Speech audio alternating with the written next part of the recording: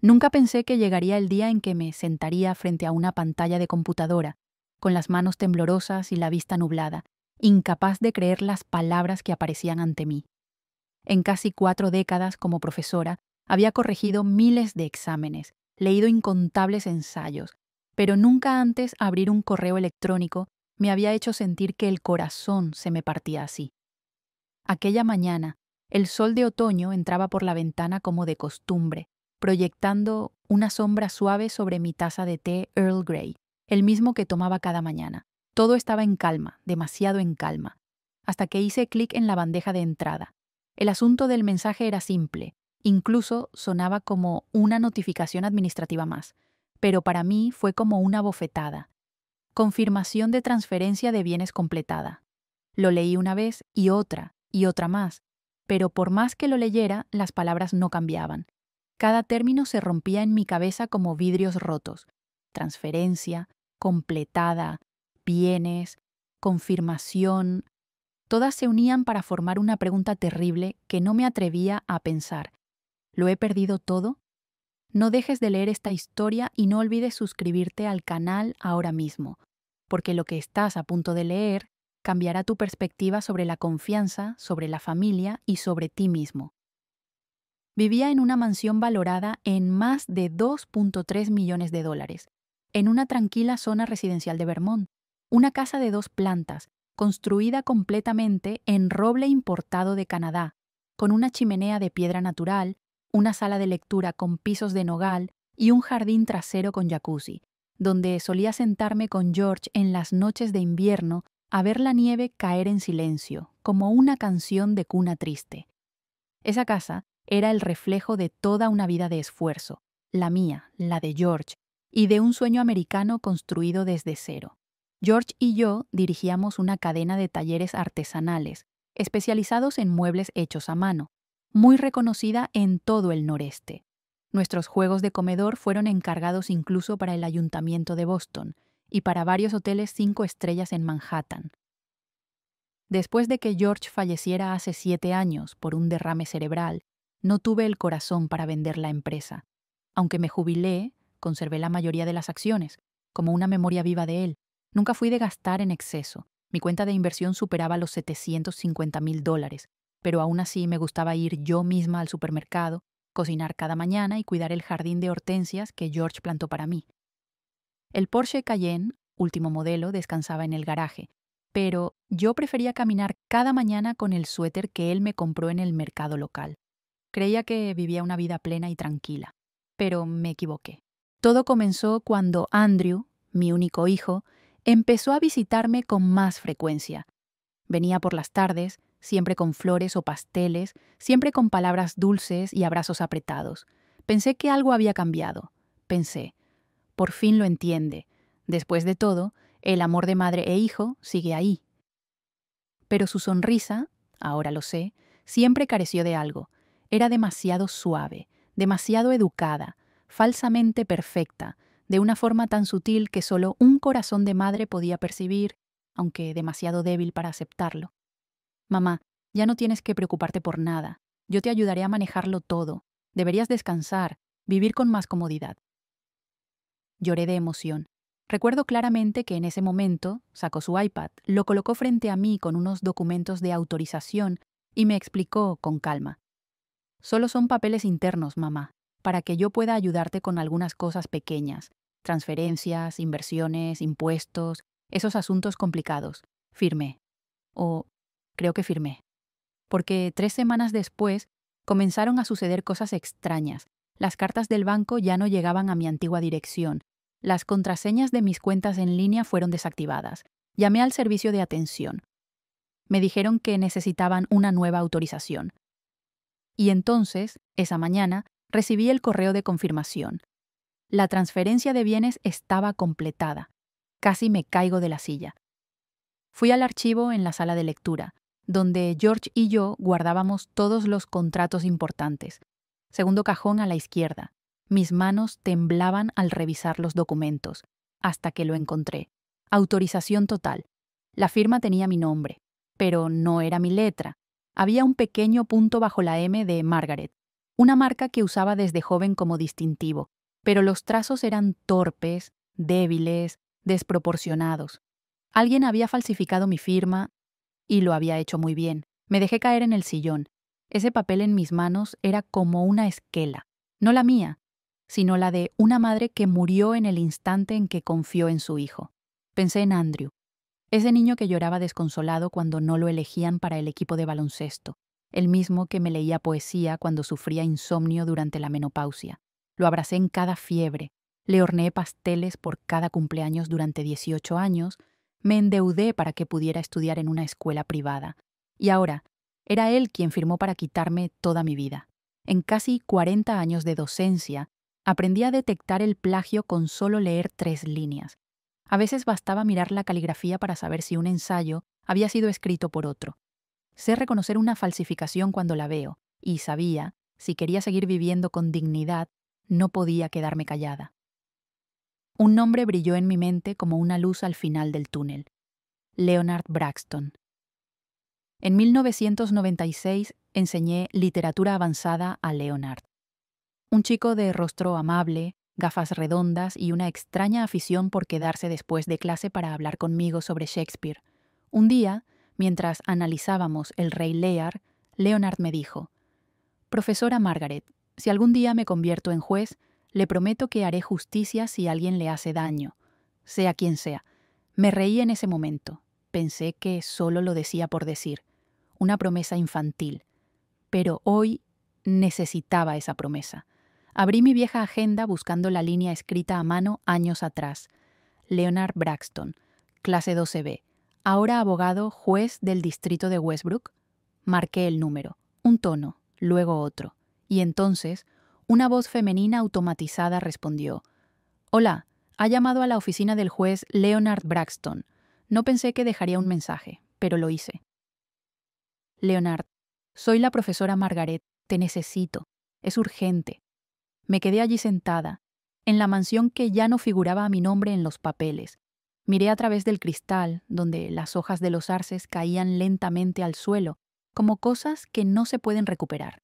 Pero esta vez no solo iba a mirar, iba a actuar.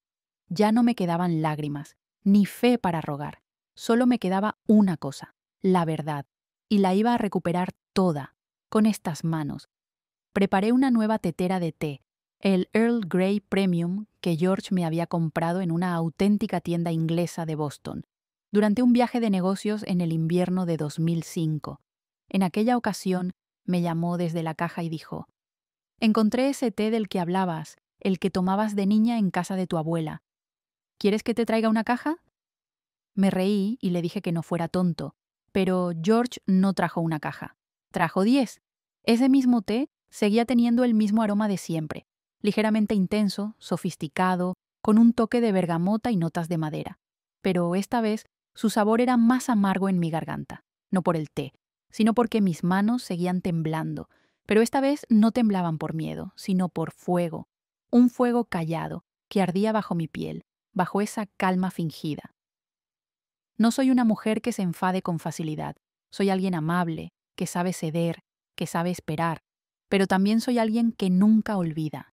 Me senté en la mesa de granito gris frío y tomé mi vieja libreta de cuero, donde había escrito a mano de todo: la lista de accionistas, contraseñas de cuentas de inversión, calendario de vacunación anual contra la gripe, medidas de las cortinas de la mansión, e incluso pequeñas notas sobre antiguos alumnos, aquellos que de vez en cuando todavía me enviaban un saludo de Año Nuevo, una tarjeta de Navidad o simplemente: «Profe, me ascendieron, me acordé de usted». Pasé una página, luego otra. Cada página era un recorte de memoria, de una vida que ya no era joven, pero que jamás se rindió. Hasta que encontré la línea familiar: Braxton, Leonard, clase 12B, ahora abogado, juez del Tribunal del Condado de Westbrook, una nota que había escrito 5 años atrás, con letra clara y meticulosa, como si siempre hubiera sabido que la necesitaría algún día. Respiré hondo y marqué el número. Un tono, 2. «Hola, ha llamado a la oficina del juez Leonard Braxton». La voz femenina automática sonó cordial pero distante. Si desea agendar una cita privada, por favor deje su mensaje después del tono. Dudé. Mi corazón latía con fuerza, no por miedo a que Leonard no me recordara, sino porque yo misma no sabía si tendría el valor para decir lo que estaba a punto de decir. Y entonces hablé. Una frase se deslizó de mis labios, delgada como un hilo, pero con el peso de una madre que había sido llevada al límite del silencio. Leonard, soy la profesora Margaret Whitmore. Necesito verte. Es urgente. Colgué. Me quedé inmóvil. Menos de 5 minutos después, el teléfono vibró. Contesté antes del segundo timbrazo. ¿Profesora Margaret? Una voz masculina al otro lado de la línea, madura, tranquila, pero con un leve titubeo, como si aún no creyera que quien lo había llamado era la misma persona que le enseñó a analizar los poemas de Sylvia Plath a los 17 años. Sonreí, con una sonrisa incompleta. Sí, Leonard, soy yo. Escuché su respiración, como si estuviera reorganizando viejos recuerdos. ¿Qué pasa, profesora? Y entonces le conté. Le conté todo. Cómo me habían quitado el acceso a mis cuentas bancarias, el contrato falsificado con una firma torcida, el dolor de descubrir que mi propio hijo, el niño que dijo mamá como su primera palabra, ahora conspiraba con extraños para arrebatarme todo. No oculté nada, no endulcé. Dejé que el dolor fluyera por sí solo, como un río que había estado contenido demasiado tiempo. Cuando terminé, Leonard no habló enseguida. Exhaló un largo suspiro, no de confusión, sino como quien intenta contener algo más grande. Luego su voz bajó de tono. Por favor, envíeme escaneados todos los documentos. Me encargaré personalmente. Esa misma noche le envié todo. Toda la documentación, el contrato falsificado, las fotos de los comprobantes, los correos electrónicos del banco y una declaración escrita a mano por una vecina que confirmaba que ese día yo no estaba en casa. 3 días después, recibí una cita del despacho de Leonard. Llegué al tribunal del condado de Westbrook en una mañana gris. El cielo estaba cubierto por una niebla fina, tan ligera como el aliento del amanecer, pero cargada de inquietud. La oficina de Leonard estaba en el tercer piso de un antiguo edificio de piedra, con amplios ventanales que daban a la plaza central. El interior era acogedor, con suelos de roble oscuro y una luz dorada suave que caía desde una lámpara de araña suspendida del techo. Leonard se levantó a saludarme con esa sonrisa que aún recordaba, ligera, sincera, sin rastro de protocolo. Sobre su escritorio estaba el expediente que le había enviado, cuidadosamente encuadernado con marcadores de colores. Ya está aquí, dijo Leonard. Leí todo. Tomó el contrato falsificado y me lo mostró de nuevo. Esta firma claramente fue imitada. Aunque se parece en un 80%, el trazo no tiene fuerza. Usted siempre inclina un poco la M hacia la izquierda. Aquí está recta. Quien falsificó esto estudió muy bien, pero falló. Asentí. Sabía que yo no lo notaría, o que no lo haría a tiempo. Leonard me miró con seriedad. ¿Sabe usted que esto no es solo fraude patrimonial? Si logramos probar que hubo cómplices y una intención de apropiación, se convierte en un delito penal. Llevaron a un notario falso, aprovecharon que usted no estaba en casa. Fue un plan premeditado. Lo miré directo a los ojos. Tengo testigos. La cámara de seguridad en casa sigue funcionando. Eso basta, dijo Leonard. Firmaré la citación, pero ¿está usted preparada? Guardé silencio unos segundos. Luego respondí lentamente. En su ensayo de literatura de duodécimo, cuando analizamos Matar a un ruiseñor, usted escribió: la justicia no es para quienes guardan silencio. Yo le enseñé eso, y ahora creo que ya es hora de que deje de guardar silencio. Leonard sonrió. No fue una sonrisa cortés, sino la de alguien que una vez recibió gratitud y ahora quería devolverla con su capacidad. Cuando salí del tribunal, el viento levantaba hojas secas que giraban a mi alrededor. El cielo seguía gris, pero ya no me parecía oscuro. Caminé despacio. Mis viejos zapatos de cuero resonaban sobre el suelo de piedra, como el redoble de un tambor interno, constante, seguro, sin prisa, sin miedo. Ya no era la madre anciana a la que le habían quitado todo. Era Margaret Whitmore, la mujer que enseñó a toda una generación qué era lo correcto y qué no. Y ahora, Era hora de aplicar esa misma lección para reclamar justicia para mí misma. Sabía una cosa, Andrew no se quedaría de brazos cruzados, no era de los que se rinden, y la batalla que se avecinaba no sería simplemente una disputa legal por bienes, sería una guerra entre el amor de madre y la ambición, entre la memoria y la traición, entre una madre que vivió toda su vida por su hijo y un hijo que olvidó quién le dio su primera oportunidad de triunfar. Pero esta vez no daría un paso atrás. Esa misma tarde regresé a la mansión, el lugar que una vez fue mi hogar, el de George, el de esos días que ya no existen. En los papeles, esa casa ya no llevaba mi nombre, pero en mi corazón, cada ladrillo, cada escalón, cada crujido de la puerta de roble aún me susurraban: eres la única dueña. Me detuve en la entrada, donde los arces se estiraban hacia la luz dorada del otoño. George los había plantado en la primavera de 1984, cuando ese terreno aún era un campo salvaje y el futuro apenas una idea difusa. Cada árbol tenía una historia. Uno fue plantado cuando Andrew cumplió 3 años, otro cuando me recuperé de una enfermedad por primera vez. Recuerdo claramente aquella tarde en que Andrew trepó al árbol más grande para coger una fruta. Tenía solo 8 años, inquieto como el viento. Se cayó, se fracturó el brazo. Su grito resonó por todo el jardín como una alarma, y casi me derrumbé del susto. Lo llevé en brazos hasta el hospital, llorando mientras le susurraba: «Mamá está aquí, mamá está aquí».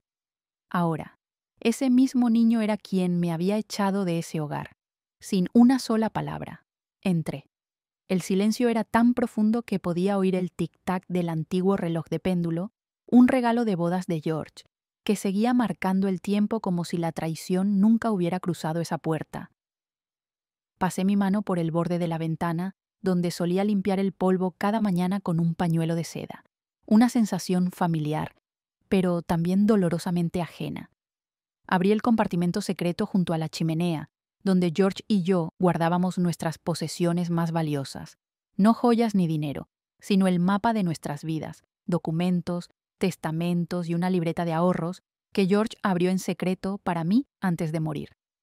Más de $120,000, no una fortuna en comparación con el total de nuestros bienes, pero suficiente para recordarme que George siempre pensó en protegerme, incluso después de su partida. Sostuve la libreta en mis manos y me senté en silencio. Una mezcla de alivio y dolor se abrió paso en mi pecho. Aunque aún tenía un pequeño colchón de seguridad, sabía muy bien que no me protegería de una caída si Andrew seguía adelante. No solo quería la mansión, lo quería todo, desde mis cuentas de inversión hasta las acciones de la empresa.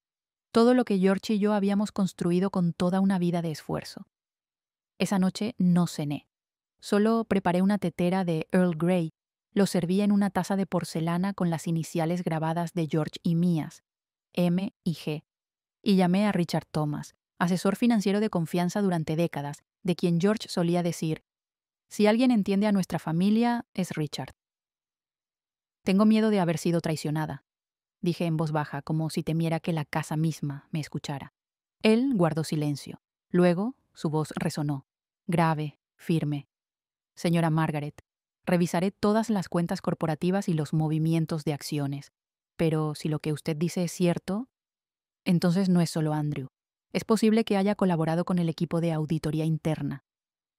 Mi corazón latía desordenado. ¿Está diciendo que hay toda una red detrás de esto? Es posible. Pero hay una buena noticia. Las acciones mayoritarias aún no han sido transferidas. Él necesita una firma más de usted, y usted no la ha dado. Eso significa que aún se puede revertir todo. Apoyé la frente sobre mi mano. Lo que sentí no fue solo furia, fue claridad.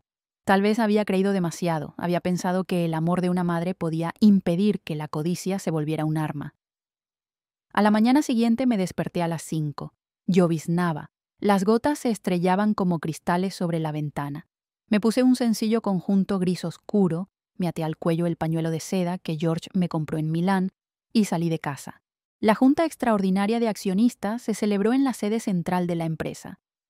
Cuando llegué, Andrew estaba de pie en el centro del amplio salón, con los reflectores iluminando su rostro confiado.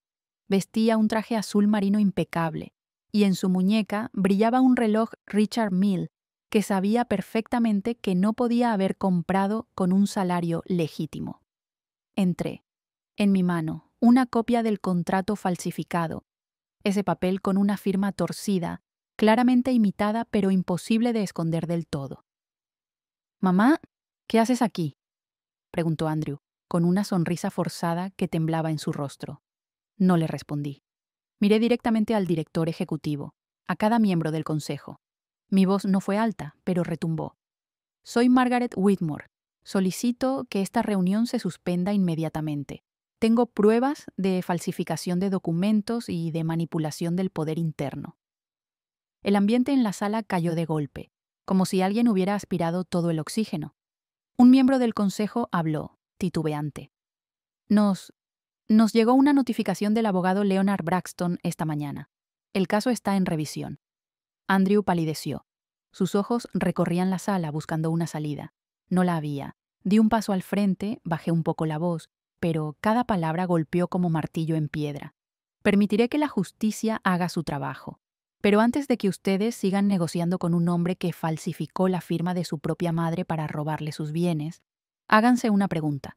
Si pudo traicionar a la mujer que lo dio a luz y lo crió, ¿qué no estaría dispuesto a hacer con esta empresa?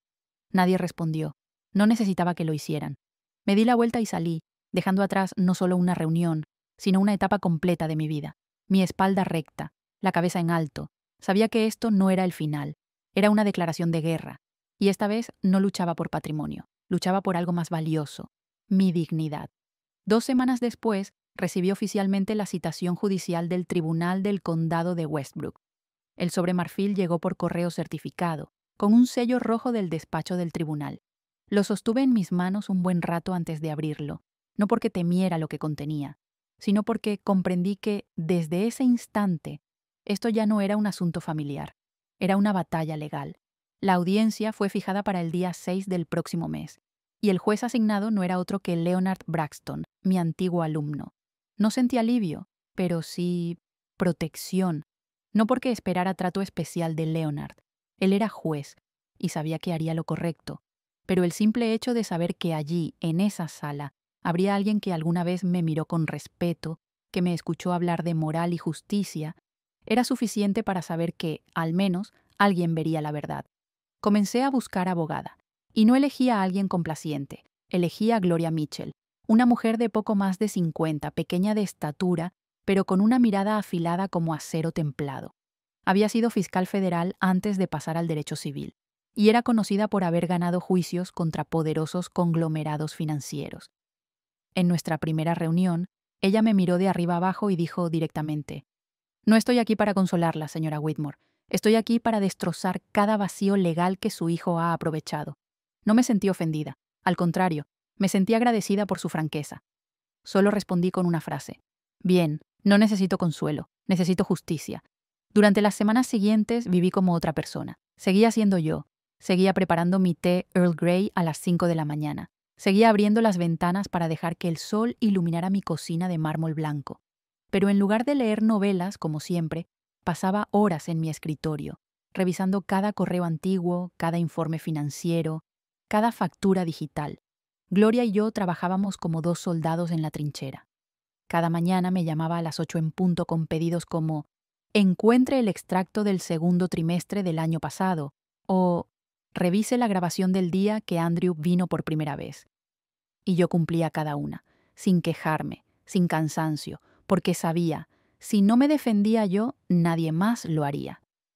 Una tarde, mientras revisaba el disco duro del sistema de cámaras de seguridad en la mansión, descubrí accidentalmente una grabación de audio.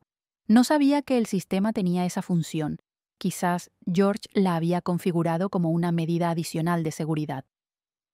En esa grabación, la voz de Andrew sonaba clara, hablando con un hombre que reconocí como el auditor interno, ese que Andrew había presentado como un consultor independiente. Su voz era fría, calculadora, sin duda alguna. «Solo hay que pasar esta etapa. Mi madre no volverá jamás. Ya está vieja. Es fácil de engañar». Me quedé inmóvil en el sillón de cuero italiano. Mi mano colgaba, adormecida.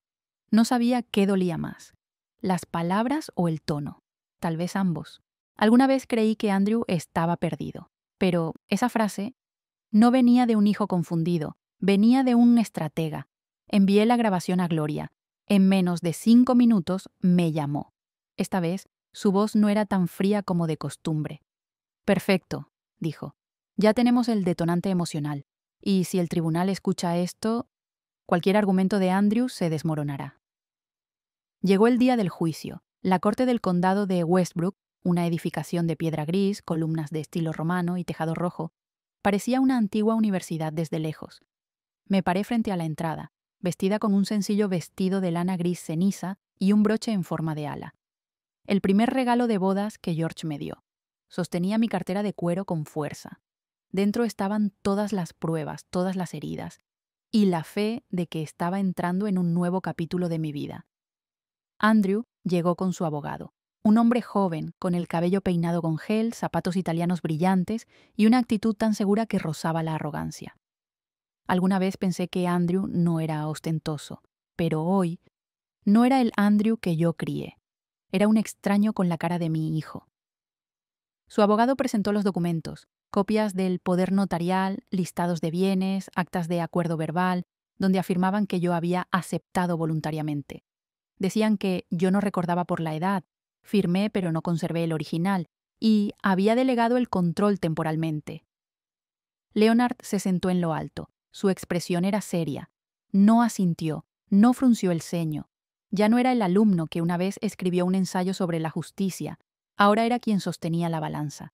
Luego fue el turno de Gloria, y cuando reprodujo la grabación, la sala se quedó sin aire. La voz de Andrew resonó, clara, medida, como si leyera un guión. Solo hay que pasar esta etapa.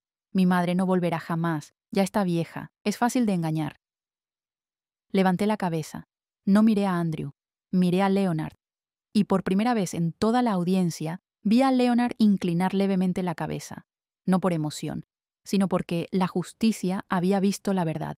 El abogado de Andrew intentó refutar. La grabación está fuera de contexto. No hay prueba de intención fraudulenta, pero nadie lo escuchaba ya. Leonard cerró el expediente. Su voz sonó grave, pero firme. Después de revisar todas las pruebas y escuchar la grabación, el tribunal concluye que hay indicios de falsificación de documentos, manipulación patrimonial y violación grave de derechos personales. El tribunal ordena: todos los bienes serán restituidos a nombre de la señora Margaret Whitmore. El acusado deberá responder civilmente y compensar los daños financieros y emocionales ocasionados. No lloré, no temblé, solo cerré los ojos. Y en ese instante de silencio, escuché la voz de George, en mi mente, susurrándome. Lo lograste, Margaret. Andrew no me miró al salir del tribunal, pero yo sí lo miré, no con ira, sino con los ojos de una madre que ya ha perdonado muchas veces, y que ahora decide soltar, no la justicia, sino la ilusión de que la sangre lleva siempre consigo gratitud. Me di la vuelta. Las puertas del tribunal se cerraron tras de mí. Y fue en ese momento cuando se abrió la puerta a una nueva vida frente a mí. Una Margaret Whitmore fuerte, lúcida y completamente libre. No regresé a la mansión esa misma tarde, no porque tuviera miedo, sino porque necesitaba un espacio de silencio solo para mí, un lugar que no evocara las cicatrices silenciosas de la traición. Conduje el Porsche Cayenne, el mismo que Andrew intentó empeñar en secreto bajo el pretexto de una reestructuración financiera, por la carretera junto al lago Silverwood. A ambos lados del camino, los árboles de hojas rojas se extendían como si me invitaran a reencontrarme con una versión pasada de mí misma, la mujer que sabía vivir despacio, amar y confiar. George me había llevado allí en nuestro 30º aniversario. Nos sentamos en un banco de madera viejo, junto a un gran árbol de arce. Él preparó cacao caliente en un termo y me lo puso en las manos con una sonrisa traviesa. No necesitamos una mansión, amor. Cuando nos jubilemos, compremos una casita aquí. Cada mañana solo mirar la niebla disiparse sobre el lago será suficiente. Me detuve justo en esa curva de entonces. El viento del final del otoño soplaba entre los árboles, llevando consigo el susurro de las hojas y una nostalgia que hizo arder mis ojos. Abrí la puerta del coche, bajé y respiré hondo, sin pensar, sin analizar, sin comparar. Solo respiré, solo viví. Por primera vez en muchos meses, sentí que estaba realmente viva. No por alguien, no por algo, sino por mí misma. Esa noche, cuando abrí la puerta de la mansión, todo estaba en silencio. Sin flores, sin pastel, sin disculpas esperándome. Solo un vacío frío. Pero esta vez ya no me asustaba. Al contrario, era como una hoja en blanco. Y estaba lista para escribir mi vida de nuevo sobre ella. Entré al comedor. El mármol de la mesa estaba helado bajo mis dedos. Esa misma mesa que Andrew quería cambiar por una de cristal más moderna. Coloqué suavemente sobre ella una copia del fallo judicial. Al lado, una carta que había escrito la noche anterior, escrita con lágrimas, con una contención sin rencor, con recuerdos que pensé haber olvidado. Una carta para Andrew. No necesitaba escribirla. Sabía que quizás nunca sería leída, pero aún así la escribí, no para él, sino para mí, como una forma de cerrar la puerta vieja para que otra pudiera abrirse. Andrew, no sé si lo recuerdas, pero en 5º grado te descubrieron robando un libro ilustrado en una pequeña librería cerca de la escuela. Me llamaron. Dijeron que te quedaste quieto, sin llorar, sosteniendo el libro como si contuviera algo inmensamente importante. No te pegué, tampoco te grité, solo te pregunté, ¿por qué no se lo pediste a mamá? Y me respondiste, porque tenía miedo de que dijeras que no era necesario. Años después todavía recuerdo esas palabras, tan pequeñas, pero tan filosas, como una daga en el corazón de una madre. Y hoy me pregunto de nuevo, ¿por qué no me dijiste que necesitabas ayuda? ¿Por qué elegiste el camino de la mentira para obtener lo que yo habría dado solo con una palabra honesta? Ya no estoy enojada contigo, tampoco espero una disculpa. Solo quiero que entiendas esto. La confianza, cuando se rompe, no hace ruido. Pero una vez rota, nunca vuelve a ser igual. No presentaré más demandas. No quiero que lo nuestro se convierta en titulares de periódico. Solo te pido una cosa. No regreses si tu corazón sigue cargado de posesión y desprecio. Cuando aprendas a amar a alguien sin condiciones, como yo te amé a ti, entonces esa puerta se abrirá, pero no pronto, y tal vez nunca. Mamá. Doblé la carta, la puse en un sobre, escribí su nombre, pero no la envié. La guardé en la caja fuerte entre los documentos importantes, libretas de ahorros, el Nuevo Testamento y una foto de George conmigo bajo los árboles de arce de aquel año.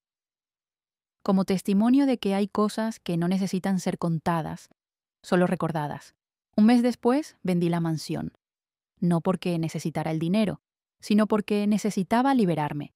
Compré un ático en el centro de Burlington, un lugar sin recuerdos, solo lleno de oportunidades para comenzar de nuevo. El apartamento tiene un balcón con vista al lago Champlain, donde el amanecer brilla como un susurro. Cada día es un nuevo comienzo. Colgué el retrato de George que pinté yo misma sobre la cabecera de la cama.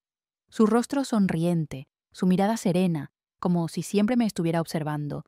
No para vigilarme, sino para recordarme que no estoy sola. Regresé a mi antigua escuela, no para enseñar como antes, sino para dar un taller de escritura libre para personas mayores. Cada alumno traía consigo una historia: guerra, divorcio, pérdida, soledad. Pero todos compartían algo en común: el deseo de contar su historia, de ser escuchados. Aprendí algo en esas clases. A veces lo más valioso no es aferrarse a lo perdido, sino tener el coraje de soltar. Porque solo cuando sueltas puedes verte en el espejo, sin miedo, sin esperar que alguien venga a salvarte, porque eres tú quien se está salvando a sí misma. Soy Margaret Whitmore. Ya no soy la madre que calla y soporta. Soy la mujer que atravesó traiciones, pérdidas y las noches más oscuras para reencontrar la luz dentro de sí misma. No gracias a nadie, no por nadie, sino porque lo merezco. Y si tú, quien está leyendo esto en silencio, alguna vez fuiste empujada fuera del lugar que llamabas hogar, herida por quienes amabas, quiero decirte, no estás sola, no mereces ser olvidada. Y tú, como yo, mereces comenzar de nuevo. Yo lo logré. Tú también lo lograrás, siempre. Si mi historia tocó alguna parte de tu corazón, una parte herida, sacrificada o silenciada, deja un comentario aquí abajo. Quiero escuchar tu historia, porque no estamos solas. Y si te viste reflejada en una madre como yo, dale me gusta a este video. No es solo un clic, Es nuestra manera de decir juntas: el amor verdadero no debe ser aprovechado. No olvides suscribirte al canal She Stories Margaret, donde contamos historias emotivas de mujeres que parecían olvidadas, pero que se levantaron y obligaron al mundo a escuchar. Porque a veces el viaje más valiente comienza con un simple acto de decir: ya fue suficiente. Esta es una historia ficticia que no pretende ofender ni atacar a nadie. Está creada únicamente para transmitir una lección significativa a los espectadores y todos los nombres de los personajes son completamente ficticios.